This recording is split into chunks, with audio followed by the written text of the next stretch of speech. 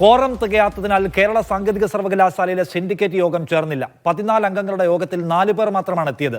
MLA-മാരും സർക്കാർ പ്രതിനിധികളും യോഗത്തിനെത്തിയില്ല. ഇതോടെ സർവകലാശാലയിൽ സാമ്പത്തിക പ്രതിസന്ധി തുടരുമെന്ന് ഉറപ്പായി.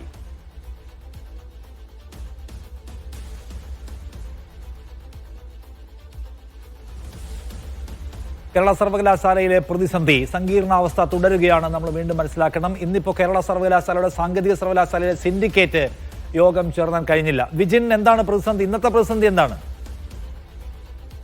നിഷാദ്, ഇക്കാര്യത്തിൽ കഴിഞ്ഞ തവണ ഫിനാൻസ് കമ്മിറ്റി യോഗം ചേർന്നപ്പോഴും നിലവിലുള്ള അതേ പ്രതിസന്ധി തന്നെയാണ് ഉണ്ടായിരുന്നത്. സർക്കാരിന്റെ പ്രതിനിധികളും ഒപ്പം തന്നെ ഡീനുമാരും ഈ യോഗത്തിൽ പങ്കെടുത്തിരുന്നില്ല. അങ്ങനെ കോറം തികയാതെയാണ് ഈ കമ്മിറ്റി മാറ്റിവെക്കേണ്ടി വന്നത്. അതേ നിലയിൽ തന്നെയാണ് നിലവിൽ സിൻഡിക്കേറ്റ് യോഗത്തിലും കാര്യങ്ങൾ എത്തിയത്. 14 അംഗങ്ങളുള്ള യോഗത്തിൽ 4 പേർ മാത്രമാണ് എത്തിയത്. 5 പേർ ഉണ്ടെങ്കിൽ മാത്രമേ കോറം തികയുള്ളൂ എന്നുള്ളതാണ് കണക്ക്. അതുകൊണ്ട് തന്നെ 4 പേർ മാത്രം പങ്കെടുത്ത സാഹചര്യത്തിൽ കോറം തികയാതെ സിൻഡിക്കേറ്റ് യോഗം നിലവിൽ മാറ്റിവെക്കുകയായിരുന്നു.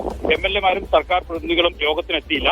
ഇത് അതുകൊണ്ട് തന്നെ സ്വാഭാവികമായും ടെക്നിക്കൽ യൂണിവേഴ്സിറ്റിയിലെ ഈ പ്രതിസന്ധി തുടരാനുള്ള സാധ്യത തന്നെയാണ് നിലനിൽക്കുന്നത്. പക്ഷേ അതിൽ ഒരു വലിയ തരത്തിലുള്ള നിർണായകമായ ഇടപെടൽ ഇപ്പോൾ കോടതിയുടെ ഭാഗത്തുനിന്ന് ഉണ്ടായതോടുകൂടി ഈ പ്രതിസന്ധിക്ക് അയവുയരാനുള്ള ഒരു സാധ്യത കൂടി നിലനിൽക്കുന്നുണ്ട്. എന്തായാലും കോടതി ഈ വിഷയം പരിഗണിക്കുന്നതിനിടയിലാണ് ടെക്നിക്കൽ അതുപോലെ തന്നെ ഡിജിറ്റൽ സർവകലാശാലകളിലെ താൽക്കാലിക VC നിയമനവുമായി ബന്ധപ്പെട്ട ഗവർണറുടെ ഹർജിയും ഒപ്പം തന്നെ സർക്കാരിന്റെ ഉപഹർജി ഉൾപ്പെടെ ഉള്ള കാര്യങ്ങൾ പരിഗണിക്കുന്നതിനിടയിലാണ് ഇന്ന് സിൻഡിക്കേറ്റ് യോഗം വിളിച്ചു ചേർത്തിരുന്നത്. ആ യോഗമാണ് നിലവിൽ ചേരാൻ കഴിയാതെ പിരിഞ്ഞിരിക്കുന്നത്. നിലവിൽ സുപ്രീം കോടതിയുടെ വിധി അനുസരിച്ച് ഒരുപക്ഷെ പുതിയ സെർച്ച് കമ്മിറ്റിയെയും സ്ഥിരം വൈസ് ചാൻസലറെയും നിയമിക്കാനുള്ള ഒരു തീരുമാനത്തിലേക്ക് സ്വന്തമായി കടക്കാനാണ് സുപ്രീം കോടതി തീരുമാനിച്ചിരിക്കുന്നത്.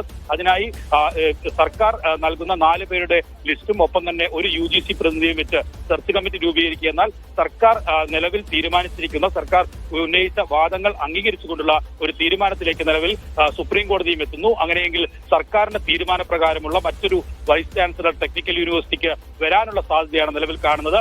പ്രതിസന്ധിക്ക് അങ്ങനെ ഒരു അയവ് ഉണ്ടാകാനുള്ള സാധ്യത നിലവിൽ തുറന്നിരിക്കുന്നു എന്നുള്ളതാണ്. അതിനിടയിലാണ് സിൻഡിക്കേറ്റ് യോഗം കോറം തികയാതെ പിരിഞ്ഞിരിക്കുന്നത്. ശരി.